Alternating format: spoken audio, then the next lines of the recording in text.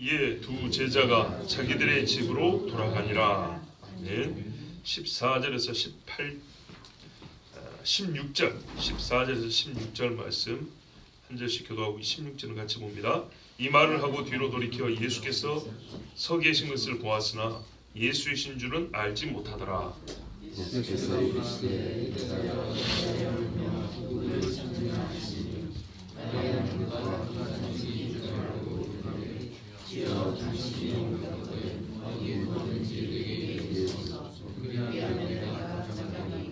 예수께서 마리아야 하시거늘 마리아가 돌이켜 히브리 말로 라보니 하니 이는 선생님이라는 말이라. 아멘.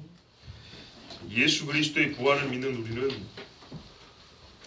예수님의 부활하신 새벽에 있었던 일에 대하여 사건의 재구성이 가능할 정도로 자세히 들었고 많은 반론자와 항변자들의 입을 막을 정도의 변론까지 배우고 갖춘 이들이 있습니다.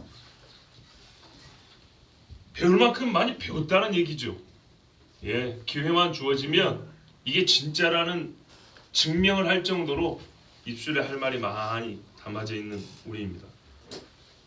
그리고 뿐만 아니라 부활의 소망에 대하여 얼마나 강력한 믿음이 있냐면 이 죽으신 분이 승천하고 다시 오신다는 걸 믿고 있고 또 그 다시 오실 날이 가까웠다는 것도 믿고 있고 그날을 준비한다고 뭘 얼마큼 우리가 할 일이 있는지 모르겠지만 하여튼 준비한다고 아우성을 치고 일거리를 달라고 소리치는 우리입니다. 한마디로 우리는 이미 부활하신 주님을 만난 사람들입니다. 만나버린 사람들한테 자꾸 그날 이야기를 반복한다는 게 좀 이상하기도 합니다. 그렇지 않습니까? 결혼해서 살고 있는 사람한테 결혼식 준비를 가르쳐주고 이상하지요. 그렇죠? 결혼해서 30년을 살았는데 신혼생활을 가르쳐준다 이해가 됩니까? 말이 안 되지요. 근데 희한하거든요. 신앙이란 건요.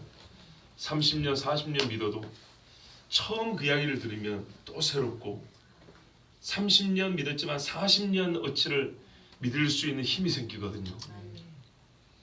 자, 그래서 오늘 우리는 다시 부활 말씀, 예수님이 부활하신 날 있었던 그 사건의 이야기를 듣습니다. 근데 우리는 약간 물론 그동안에 듣기도 했고 제가 기회 보니까 설교한 적도 있습니다만은 부활 주일 아침에 있었던 여러 가지 사건들 중에 상대적으로 그렇게 많이 듣지 않고 자세히 생각해 보지 않았던 그런 구절이 있습니다. 그게 오늘 말씀이에요. 그러니까 말하자면 누가 먼저 부활 주일날 그 새벽에 갔냐, 여자들이 몇 번을 왔다 갔다 했냐, 돌은 천사 옮긴 거냐, 지진이 나서 굴러간 거냐, 뭐 등등 이런 이야기는 참 많이 했는데요. 천사는 하나였냐 둘이었냐 뭐 이런 이야기. 그리고 제자들은 베드로는 이렇게 빼꼼히 받고 아니지. 베드로는 들어갔고 요한은 빼꼼히 보다가 들어갔는데 그 중에 누가 진짜로 믿었냐, 믿은 거냐 안 믿은 거냐 이런 얘기는 많이 들었는데 말이죠. 진짜 중요한 건 부활 주일날 주님을 만나는 거 아니겠습니까? 그 만남 그 자체에 대해서는 생각만큼 우리가 기억이 나는 이야기도 별로 없고 많이 생각해보지 않았어요. 물론 딱 떠오르는 인물 있죠. 막달라 마리아죠. 그렇죠. 근데 이게 대번에 떠오르지 않는다는 것은 가장 중요한 사건은 예수님을 만난 것인데도 만남을 제외한 만나지 못했지만 만날 뻔했던 혹은 예수님이 부활하였다는 증거를 찾는 일에 우리가 상당히 많은 시간을 썼다는 얘기입니다. 잘못은 아니지만 우리가 조금 더 신경을 써야 될 부분에 신경을 덜 썼다는 말입니다. 자, 마치 형사가 사건 현장을 조사하듯이 무덤과 그 주변과 거기 있었거나 갔던 자들을 살펴보기는 했지만 정작 중요한 예수님을 만난 사람, 예수님과 예수님을 만난 사람의 그 만남, 즉 부활한 주님을 만남에 대하여는 우리가 상대적으로 조금 소홀했다는 것을 인정하지 않을 수가 없습니다. 사실 우리가 부활을 기다리고 우리의 부활을 기다리고 믿는 이유는 예수님이 살아났다는 증거가 아니라 살아나신 그분을 만났기 때문입니다. 그렇죠? 또 그분을 다시 만나고 싶기 때문입니다. 자, 단도직입적으로 말해서 예수님이 누우셨던 곳, 예수님을 쌌던 세마포를 본 사람은 있지만 부활하신 예수님을 누우셨던 그곳에서 만난 사람은 마리아뿐입니다. 정작 우리가 왜 무덤을 찾아가냐면 시신이 없어진 걸 보러 간 게 아니고 다시 살아난 예수님을 만나러 가는 겁니다. 그런데 여러분, 시신이 없어졌다는 것은 아무것도 말해주는 게 없습니다. 엄밀히 말하면. 그렇죠? 예수님을 쌌던 세마포가 있다는 것은 예수님이 사라졌다는 걸 증거해 주는 겁니다. 무슨 말씀인지 아시겠어요? 어떤 기술 좋은 사람이 시신을 이렇게 원형 그대로 빼갔구나. 세마포 모양을 그대로 놓고, 이것도 불가능은 아닙니다. 무슨 말이냐? 세마포가 그대로 쌌던 채로 있고 머리를 쌌던 수건이 따로 객해 있다는 것은 예수님이 살아났다는 증거는 되지만 예수님이 그분은 아니라고요. 증거를 본 거하고 예수님을 본 건 다르다 이 말입니다. 여러분, 골고다에 십자가 서 있어서 예수님이 혈액이 묻어 있으면 이거 예수님이 죽은 걸 정확히 말해줍니까? 아니죠. 예수님이 시신을 봐야 예수님이 죽었다고 말하는 겁니다. 무슨 말씀인지 아시겠죠? 진짜 중요한 거는 예수님이 살아났다는 증거는 예수님이 살아났다고 주장을 하는데 말 그대로 쓸 수 있는 증거는 되지만 그 자체가 내가 예수님을 만난 건 아니에요. 만약에 무덤이 비어있고 세마포 남아있는 것으로 다일 것 같으면 마리아를 비롯해서 예수님이 40일 동안 이 땅에 자기 제자들을 만나줄 이유가 없습니다. 증거를 본 거하고 예수님을 본 건 다른 겁니다. 수많은 사람들이 성경을 보고 성경이 그럴듯해, 믿을만해, 세계 어떤 책보다 신빙성이 높아 라고 말하지만 그런다고 예수님을 만난 게 아닙니다. 베드로가 뭐라고 말합니까? 베드로서 3장을 다 쓴 다음에 미혹되지 마라 그럽니다. 근데 어떤 사람들에게 우리가 가장 큰 미혹을 당하냐 했더니 예수님의 복음 그리고 주님 다시 오실 때에 대하여 예언을 해놨는데 바울도 예언을 했대요. 바울 얘기 나옵니다. 바울도 나와 같이 예언을 하고 하나님 말씀을 풀어놨는데 뭐라고 말하냐면 이거를 억지로 풀다가 많은 사람들이 있대요. 억지로. 그러면 누가 억지로 푸냐 했더니 무식한 자들과 굳세지 못한 자들이 억지로 푼대요. 놀랍죠? 베드로같이 무식한 사람이 어디 있습니까? 그렇죠? 여기서 말하는 무식이니까 학벌을 얘기하는 게 아닙니다. 그렇죠? 베드로 자기야말로 얼마나 무식합니까? 근데 지금 이 지식에 있어서는 자기와 바울을 동격으로 놓잖아요. 세상적으로 볼 때 바울은 박사고 베드로는 초등학교도 못 나온 사람입니다. 비교할 때를 비교를 해야죠. 그런데 이 지식에서는 자기랑 동급이래요. 동일 레벨이래요. 왜 그렇죠? 예수님을 만났기 때문입니다. 욥이 고백한 것처럼 이제 주님을 만난 사람, 그 사람이 유식한 사람이 지식 있는 사람입니다. 이 지식에 대해서는 세상 사람들이 배운 지식을 말하는 게 아니에요. 두 번째, 굳세지 못한 사람, 믿음이 약한 사람. 믿음도 약하고 예수님을 직접 만난 적도 없는 사람들인데 호기심과 또는 어떤 종교적 열심이나 자기 명이나 지식 자라려고 열심히 풀어낸대요. 문제는 어떻게 되죠? 잘못 푼다는 겁니다. 잘못 풀어서 어떤 사람이 미혹되냐? 역시 굳세지 못한 사람들이 미혹된대요. 제가 늘 말하는 게 이게 바로 고급 이단입니다. 고급 이단. 누가 예언을 열심히 풀려고 합니까? 일반 성도들이 열심히 풀려고 합니까? 아닙니다. 소위 신학 좀 배웠다는 사람들, 신학자나 신학생이나 목회자나 뭐 이단 사이비가 됐던 정통이 됐던 하여튼 좀 배웠다고 스스로 유식하다는 사람들이 하는 일입니다. 그런데 왜 그들을 무식하다고 지금 말합니까? 왜 그들의 가르침으로 말미암아 굳세지 못한 사람들이 바울이 뭐라 합니까? 디모데에게도 항상 배우라. 잘 보세요. 여인들에게 특별히 하는 말이에요. 항상 배우나 깨우치지 못한 여인들이 미혹되어 끌려갔다고 말하고 있어요. 여러분, 설교를 항상 듣지만은 깨닫지 못하면 금세 끌려갑니다. 무식한 자들이 푸는 것을 굳세지 못한 자들이 푼 것을 역시 똑같이 굳세지 못하고 무식한 자들이 미혹되게 간답니다. 학벌 얘기하는 거 아니라고 그랬어요. 왜? 베드로가 얘기했으니까. 무식한 게 뭐예요? 예수님을 만난 적이 없는 사람이 세상의 권위를 갖고 성경을 풀어대니까 그 호기심과 그 잘남에 역시 그것을 최고의 가치로 여기는 그리스도를 만난 적이 없는 사람들이 그리스도로 포장된 그 이야기에, 신학으로 포장된 그 이야기에 쭉쭉쭉 다 따라가더라는 거예요. 그래서 같이 죽는다는 얘기입니다. 예수님을 만난 거하고 예수님이 살아났다는 증거에 대해서 변론을 할 수 있는 능력을 갖춘 거하고는 분명히 다른 이야기입니다. 교회를 다녀서 성찬식 할 줄도 알고 세례받는 절차도 알고 피택되어 임직할 할 줄도 알고 다 알아도 예수님을 못 만나면 아무 소용이 없습니다. 굴 앞에 있었던 사람이 몇 명입니까? 이 무덤 앞에 서 있던 사람이 몇 명이라고요? 로마 병정 4명, 마리아와 함께 따라왔던 여자들, 그 여자들 중에도 놀라서 갔긴 했지만 진짜로 믿은지 안 믿은지는 알 수가 없어요. 물론 나중에 다 믿었겠죠. 저는 지금 그날 아침을 얘기하는 겁니다. 오늘 우리처럼 이날 아침에 베드로와 요한 믿었습니까? 안 믿었습니까? 헷갈리죠? 안 믿었어요.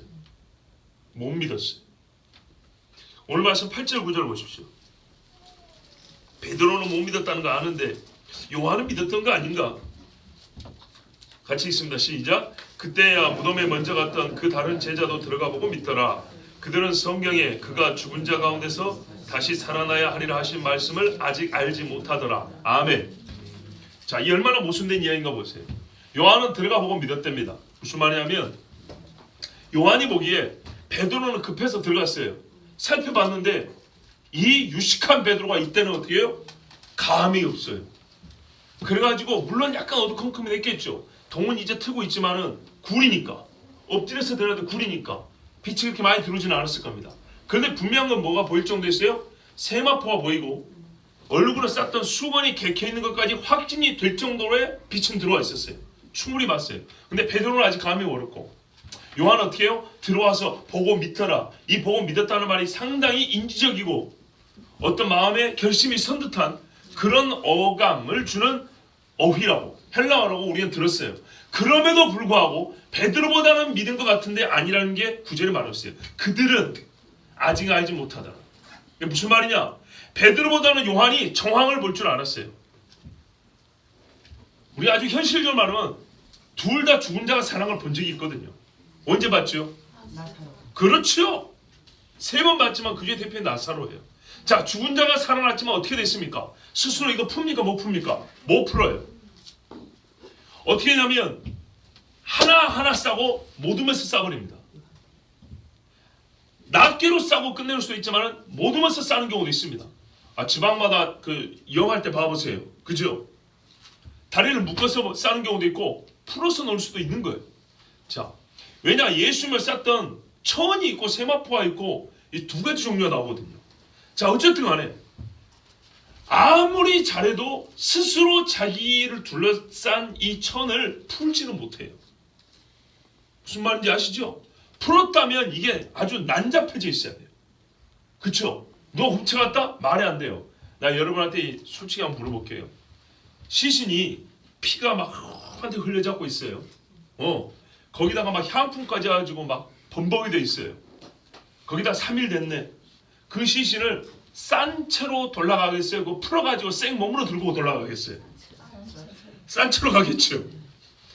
어떤 심장 큰 사람이 그걸 다 풀어가지고 그 썩은 몸뚱아리를 들머지고 가겠냐고요. 그쵸? 훔쳐간 거 아니에요. 절대 훔쳐간. 제 말이 지금 이 말이에요. 요 정도는 우리가 지금 많이 배워서 변론이 가능하다니까요. 변론을 할 수 있다. 변론을. 그러나 이것이 곧 예수님이 부활했다는 말은 아니라고요. 자, 세마포가 남아있어요. 요한이 봤어요. 죽은 자가 살아난 거 봤거든요. 걸어 나오는 것까지 봤어요. 근데 자기 혼자 못 풀어요. 누가 풀어줘야 돼요. 누가 풀어준 거하고 자기 혼자 풀어, 또는 풀지 않고 몸이 나온 거를 확실히 구별할 수 있을 정도로 여러 가지 사례를 봤어요. 이 경우에는 분명히 누가 풀어준 게 아니에요. 본인이 풀고 나온 것도 아니에요. 왜? 이 몸체 모양 그대로 있거든요. 바람 빠지듯이 사람만 빠져나온 거예요. 아시겠죠? 푸는 적이 없어요. 그대로 있는 거예요. 거기다가 봐보세요. 사람 몸에서 체액이 나오고 피가 나왔어요. 그게 향품이 달라붙어 있어요. 그럼 어떻게 돼 있을까요? 천이 쑥 내려앉아 있을까요? 아니죠. 섞고 뜬 것처럼 부풀어 있다고요. 몸만 빠져나왔다고요. 그러니까 누가 봐도 이거는 예수님이 살아난 거예요. 그죠? 그러나 내가 예수님을 만났다라고 말을 못하는 거예요. 어떤 차이인지 아시겠죠? 누구에게 가서 봐라, 이 정도 되면 예수님이 살았다고 말할 수 있는 거 아니냐? 이건 가능해요. 그래서 네가 만났냐 그랬더니 아니, 나는 만나지 못했어요. 중요한 건 만난 거예요. 거꾸로 말하면, 다르게 말하면 세마포 못 봐도 돼요. 굴문 열린 거 못 봐도 돼요. 그러나요? 부활한 주님 만나면 되는 거예요. 500의 형제가 예수님을 만났는데 이 사람들은 무덤까지 가본 사람들이 아니에요. 대부분은 무덤에 안 가봤어요. 그냥 살아나신 주님을 만난 거예요. 진짜 중요한 건 주님을 만난 거예요. 근데 이 제자들은 예수님의 말씀을 많이 들었기 때문에 충분히 믿을 수 있었어요. 믿을 수 있었는데 아직 성경을 알지 못하더라. 예. 그 증거보다 더 중요한 건 성경을 알았으면 안 가보고도 믿을 수 있는 거예요. 근데 아직 몰랐어요. 그리고 만약에 요한이 진짜 믿었으면 어떻게 가고 갔을까요? 마리아한테 예수님 살아났습니다. 마리아요. 집에 갑시다. 이래야 됐겠죠. 그런데 성경의 뉘앙스 어떻게 해요? 베드로하고 둘이 손잡고 이러고 간 거예요. 그 누구도 마리아에게 부활의 소망과 기쁨을 전해주지 못했어요. 그래서 여전히 마리아는 여기 엎드려 있는 겁니다. 그들은 집으로 돌아가고 마리아는 아직 부활한 주님을 만나지 못했고 만났다고 가르쳐준 사람도 없고 그래서 슬퍼 여기 엎드려 있는 겁니다. 엄밀히 말하면 마리아도 어떻게 해요? 예수님 사랑을 믿습니까? 안 믿습니까? 지금 안 믿고 있습니다. 못 믿고 있습니다. 예, 믿음에 있어서는 마리아나 베드로나 요한이나 아무 차이가 없고 다른 사람들 역시 매한가지입니다. 얼마나 우리가 믿음이 없냐면 예수님 부활했다 소리를 3일 전에까지 들었어요. 그런데도 못 믿습니다. 그런데 2000년 전에 내가 다시 오리라 한 예수님 말씀 믿을까요? 어려운 이야기죠. 죽은 자가 살아나는 거 샘플로 3번이나 보여줬는데도 안 믿어요. 다시 오는 건 한 번도 예를 보여준 적이 없어요. 믿을까요? 굉장히 어려운 믿음입니다. 그러나 우리 주님은 분명히 믿음을 요구합니다. 여기에 제자라면 이 증거를 가지고도 몸을 본 것처럼 믿고 가야 됩니다. 그런데 안타깝게도 이 증거를 갖고는 제자들조차도 믿음을 갖지 못했습니다. 그래서 예수님은 직접 나타내 주셨습니다. 그런데 진짜 중요한 거는 제일 먼저 나타내실 때 누구한테 나타내셨죠? 마리아입니다. 오늘 주목하고 싶은 이 부분입니다. 사랑하는 제자 요한, 가장 훌륭하고 뜨겁게 예수님을 따랐고 신앙 고백했던 베드로, 무덤까지 왔으면 만나주시면 좋잖아요 여기서. 그런데 그대로 돌려보냈습니다. 그렇다고 마리아가 베드로와 요한보다 믿음이 좋냐? 그것도 아닙니다. 그렇죠? 분명히 믿음이 약해요. 천사가 뒤에 나타나가지고 말해도 동산지기인 줄 알고 예수님이 뒤에 서서 인기척이 있어서 봐도 동산지기인 줄 알고 천사 여러분 새까만 옷을 입고 나타났을까요? 하얀 세마포옷을 입고 나타났댔어요. 얼마나 그 새벽에 빛이 났겠습니까? 그런데도 눈물이 앞을 가려도 유분수지 이게 빛나는 게 안 보이냐고요. 눈물이 있으면 반짝반짝 더 빛날 텐데도 불구하고 슬픔에 아주 압도되어가지고 천산질도 모르고 그냥 동산직인 줄 알고 당신이 어디 데려다 놨으면 좀 가르쳐달라고 내가 옮겨가겠다. 여기 합법적으로 주인이 내어주어서 예수님의 시신을 뒀는데도 불구하고 당신이 옮겨갔으면 이 자리가 안 된다고 옮겨가라면 내가 가지고 갈 테니까 말해달라고. 저는 사실 요한복음 강의 이 부분을 했지 않겠습니까? 이 부분 강의하면서 다시 한번 제 마음이 뭉클했던 게 이거예요. 여러분 어쨌거나 이거 산입니다. 산. 여기 제일 젊은 아가씨도 있는데 남자 시신을 들쳐매고 몇 미터나 걸어갈 수 있을 것 같아요? 들쳐나 맬 수 있을 것 같아요? 산에서? 근데 마리아가 뭐라고 말해요? 내가 가져가겠습니다. 당신 보고 옮겨달라 소리는 아니고 내가 업고 갈 테니까 어디 있는지만 좀 가르쳐 주세요. 엉엉 울면서 말해요. 나는 이 부분에 우리가 심장이 있는 사람이라면 이게 말이죠. 막 심장이 몽글몽글해져야 돼. 예수님이 한마디로 베드로나 요한이나 믿음이 없어요. 마리아도 믿음이 없어요. 제가 제일 고민 질문이 이거였어요. 왜 마리아한테 처음 나타나 보셨을까? 만지지도 못하게, 나 아직 아버지께 안 갔다가 그러면서 만지도 못하겠죠. 그런데 왜 어떻게 보면 좀 급한 듯한 느낌으로 다 정리된 다음에 나중에 제자들이 만져봐라 할 정도로 이러면 더 좋잖아요. 근데 지금 만져봐라 할 때가 아니란 말이죠. 그런데 지금 당장 나타내신 이유가 어디 있을까요?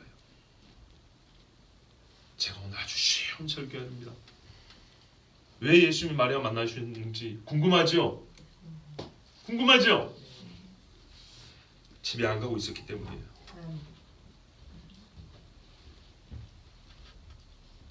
성경 너무 어렵게 해석하지 마세요.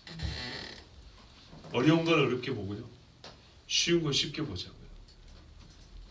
집에 안 가고 여자가 여기서 울고 있으니까 만나주신 거예요.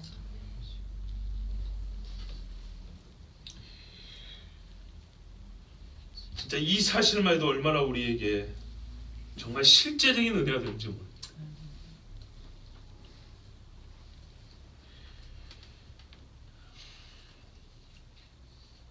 성경에서 아주 재밌는 사건이 하나 있죠. 엘리야가 승천을 해야 되는데 엘리사가 감을 잡았어요. 근데 엘리사만 감을 잡은 게 아니고 다른 제자들도 감을 잡았더라고요. 분명히 그래 돼 있습니다. 뭐라 그러냐면 엘리사 보고 선배님, 우리 선지자 엘리야 선생님을 하나님께서 데려 올라가시려고 데려서 올려가시려고 하는데 알고 계십니까? 다 알고 있어요. 누가 소문 낸 건 아닌데 영감 있는 사람 다 알고 있었어요. 그러니까 엘리사는 나도 안다. 잠잠해라 그럽니다. 열왕기하 2장을 읽어보면 이게 한 3번 반복으로. 그런데 자 우리 한번 제가 잠깐 읽어볼게요. 열왕기 2장에 보면 여호와께서 회리바람을 엘리야를 하늘에 올리고자 하실 때 엘리야가 엘리사로 더불어 길갈에서 나가더니, 길갈에 있었어요. 길갈 아주 유명한 성지죠. 여기서 나가더니 여리고 치기 전에 가나안 들어와서 처음 진친 곳 길갈에서 나가더니 엘리야가 엘리사에게 이르되 청컨대 너는 여기 머물라. 여호와께서 나를 베델로 보내시느니라. 자 길갈에서 베델로 간다 이거죠. 근데 엘리사가 아니요 따라갑니다. 여호와의 사심과 당신의 혼의 삶을 가리켜 맹세하노니 내가 당신을 떠나지 아니하겠나이다. 이에 두 사람이 베델로 함께 가니라. 갔더니 베델에 있는 제자들이 아까 그 이야기한 거예요. 엘리사가 나도 아노니 너희는 잠잠하라 그럽니다. 그 다음에 어디 갑니까? 이제 여리고로 간답니다. 엘리야가 하나님의 영이 나를 여리고로 보내시느니라.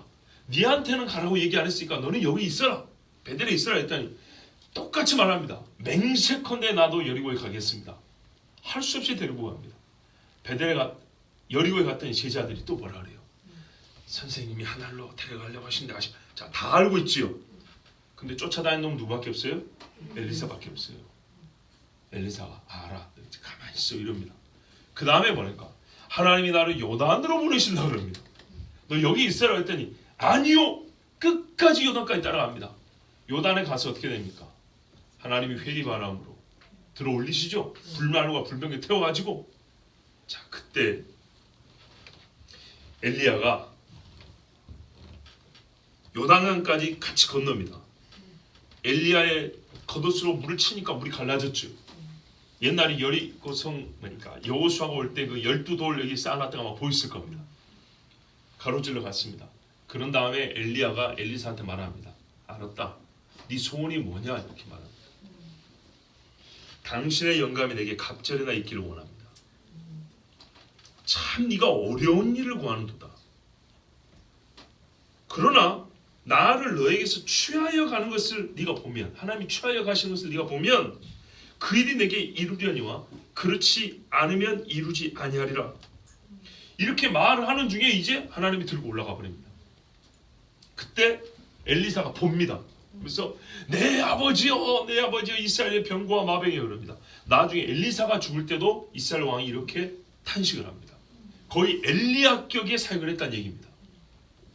자, 그러난 다음에 엘리야의 겉옷을 잡고 자기 겉옷은 찢어버립니다.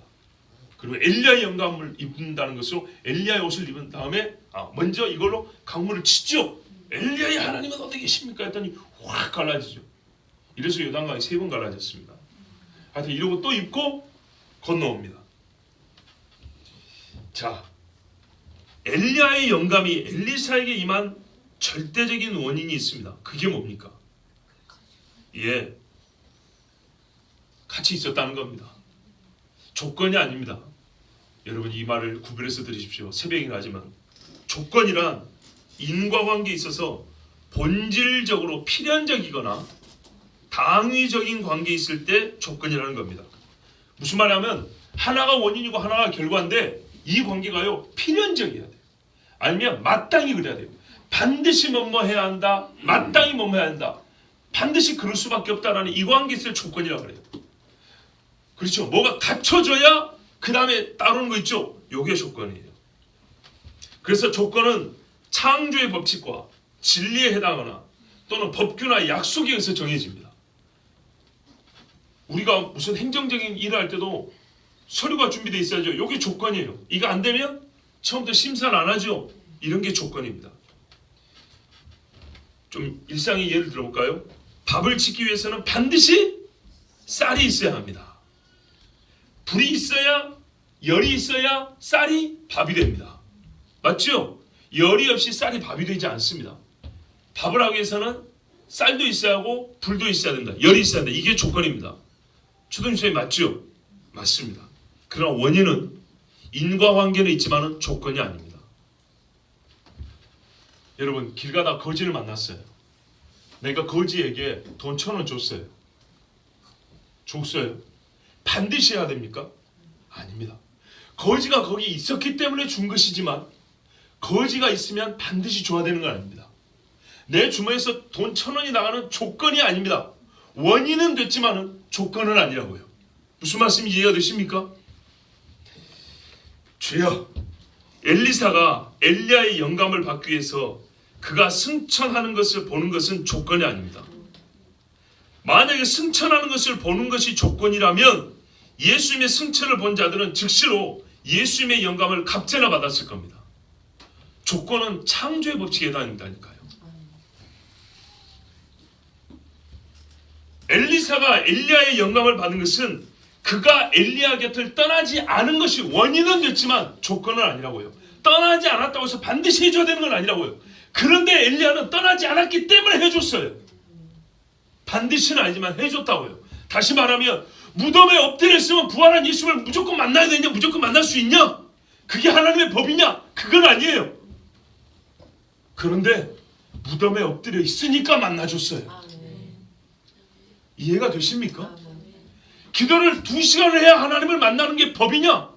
하나님을 만나서 기도 1시간 하는 게 조건이냐? 아니에요. 그런데 모든 사람이 3분도 안 되고 기도 안 하고 집에 가버릴 때 어떤 사람이 30분 엎드려 있었어요.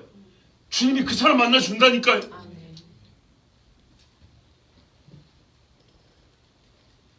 잠언 8장 17절에 나를 사랑하는 자들이 나의 사랑을 입으며 나를 간절히 찾는 자가 나를 만날 것이니라고 그랬어요. 우리 번역이 빠진 게 하나 있어요. 원문의 번역이 이렇게 해야 되는 거예요. 원래는 나를 사랑하는 자들을 내가 사랑하나니 일찍 나를 찾는 자들은 나를 만나려 이렇게 돼 있어요. 일찍, early 이렇게 돼 있어요. 참 재미있는 표현이죠. 잠언은 처세수를 가르쳐주는 교훈집이 아니라서요. 오히려 일상생활에서 예수 믿는 것과 예수 만남을 가르쳐주는 게 잠언이에요. 보세요. 예수님 부활할 때 누가 주님 앞에 나왔습니까? 이 막달라 마리아가 최초로 나왔습니다.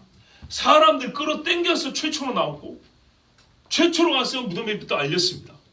부지런을 떨어도 이렇게 부지런할 수 없어요. 그리고 마지막까지 거기 엎드려 있고 최초로 예수님을 만난 사람입니다. 성경 그대로입니다. 일찍 나를 찾는 자가 나를 만날 것이라고 했어요. 근데 그게 왜? 나를 사랑하기 때문에. 나를 사랑하는 자들 내가 그를 사랑하나니 일찍 나를 찾는 자가 나를 만날 것이라 이랬다고. 히브리서 11장 6절 하반부에 그가 자기를 찾는 자들에게 상 주시는 이심을 믿어야 할지니라 그랬어요. 그런데 여기도 중요한 단어가 하나 빠졌어요. 우리말로 부사라 그러죠. 달리지만 빨리 달리는 거 있죠. 이 빨리 이런 게 하나 빠졌다고요. 뭐라냐? 부지런히가 빠졌어요. 그가 자기를 찾는 자들의 상 주시는 이심을 믿어야 할지니라 하는데 그들이 누구냐 하니까 부지런히 그를 찾는 자에게 상 주시는 이심을 믿어야 할지니라 이렇게 되어 있어요. 부지런함이 항상 조건은 아니에요. 부지런하다고 해서 모든 사람이 100% 주님을 만나는 건 아니에요. 그죠? 그렇지만요. 부지런했기 때문에 주님이 만나준 사람이 있고요. 일찍 예배당에 나왔다고 해서 항상 모든 사람이 1등 온 사람부터 끝으로 사람까지 은혜가 100%에서부터 1%로 다운되는 게 아니라고요. 그런데요. 먼저 나와서 기도한 사람과 마지막까지 기도한 사람이 있기 때문에 받는 은혜가 있어요. 그건 부인할 수 없는 사실이에요. 우리가 아주 쉬운 이야기를 배운 겁니다. 막달라 마리아가 왜 예수님을 만났다고요? 왜 예수님이 그녀를 만나줬다고요? 부지런히 주님을 찾았으니까. 일찍이 나와서 주님을 만나고자 했으니까. 끝까지 거기 엎드려 있었기 때문에 예수님을 만나준 거예요. 근본적으로는 그 중심에 뭐가 있었어요? 그게 바로 주님을 사랑한다는 증거였어요. 예수님을 사랑하는 자들이니까 예수님을 만나준 거예요. 바울이 예수님을 사랑했습니까? 안 사랑했죠. 아니 사울일 때 얘기한 거예요. 안 사려줘도 만나요. 그래서 사랑이 조건은 아니에요. 그러나 주님이 만나주는 원인은 되는 거예요. 조건이라면 부지런한 사람을 100% 주님이 똑같이 은혜를 줘야 되겠죠. 그러나 그렇지는 않아요. 100% 똑같이 주진 않아요. 그러나 은혜를 받는 자와 주님을 만난 자들의 그 만난 결과를 얻은 사람들의 공통점은 뭐냐면 부지런한 사람들이었어요. 사모하는 사람들이었어요. 주님 앞에 오래 엎드리는 사람들이었어요. 부인할 수가 없어요. 가장 많이 주 예수를 사랑한 사람, 빈 무덤에 사람들을 이끌고 가장 먼저 달려간 사람, 예수님의 시신이 사라졌다고 제자들이 달려서 이 문제를 해결하려고 애쓴 사람, 그리고 마지막까지 울면서 슬퍼하며 주님의 무덤을 떠나지 않은 사람. 그래서 구원받습니까? 아니요. 이것이 구원의 조건이 아니라니까요. 조건이 아니에요. 근데요, 결과는 뭐냐면 예수님을 만났다는 결과를 얻었다고. 그러면 우리 주님이 왜 이 여자를 만나줬냐고요. 여기 있었으니까. 다 갔는데 혼자 여기 엎드려 있었으니까 주님이 만나줬다고. 그래서 최초로 부활하신 주님을 어디서 그가 묻히셨던 곳에서 만난 최초의 유일한 사람이 되었어요. 이 사람이 바로 7 귀신 들렸다가 주님이 고쳐주신 막달라 마리아입니다. 우리는 이 한 사건의 교훈으로 만족하지 말아야 합니다. 예수님께서 마리아를 만나주신 일, 예수님께서 묻히셨던 바로 그곳에서 마리아가 예수님을 만난 일은 모든 그리스도인에게 있어서 그리스도 예수를 만나는 하나의 패러다임임을 깨달아야 합니다. 무슨 말이냐? 아하, 마리아가 당시의 제자들보다 나은 게 뭐냐? 오래 앉아 있었다. 더 주님 사랑했다. 그래서 엎드려서 예수를 만났다. 하나의 사건에서 마리아가 그래서 예수님이 그녀를 만나줬구나 하고 교훈으로 끝나지 말고 우리가 쉽게 말해 적용이라는데요. 패러다임이라는 것은 우리의 모든 어떤 뭡니까? 우리의 신앙의 일반을 포괄하는 어떤 이 보자기 같은 거예요. 우리의 신앙생활 전체를 설명하는 체계와 같은 거예요. 무슨 말이냐면 우리가 어떤 경우든지 예수님을 만났다고 할 경우에 항상 이와 같은 자세를 볼 수 있다는 거예요. 예수님을 만나고자 하는 자들에게 이게 패러다임이 되어야 되고요. 왜? 예수님을 만난 사람들에게서 항상 이와 같은 공통된 모습을 우리가 발견이 가능하기 때문입니다. 무덤에서부터 시작해서 지금까지 부활한 예수님을 만났다고 하는 사람들은 항상 이 자세를 우리가 확인할 수 있기 때문에 우리가 일상생활하면서 내가 요즘에 주님을 떠난 것 같아요. 멀어진 것 같아요. 주님 다시 만나고 싶어요. 주님 앞에 더 가까워지고 싶어요 할 때는 다른 거 볼 필요 없다고요. 이 패러다임을 나한테 적용하라 이 말입니다. 아멘. 다른 사고 체계를 가지지 말라고요. 주님을 만나는 다른 방법으로서 배우지 말고 다른 기술로서 배울 생각하지 말고 이 틀을 갖다 쓰라 이 말입니다. 아멘. 찾는 자가 만나고 기다리는 자가 만나면 사랑하는 자가 주를 만난다. 예레미야에게도 우리가 배우는 말씀입니다. 다윗에게도 배우는 말씀입니다. 다니엘에서도 배운 말씀입니다.